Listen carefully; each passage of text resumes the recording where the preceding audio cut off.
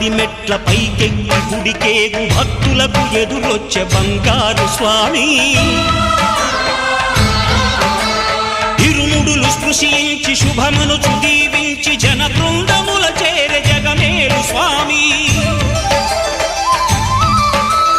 తన భక్తులనరిల్చు తప్పులకు తడబడి ఒక పక్క ఒరిగెన ఓంకారమూర్తి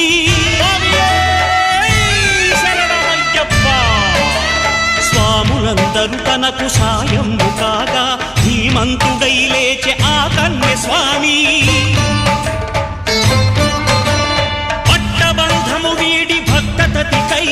పరుగు పరుగున వచ్చే భూమిపైకి నరుడై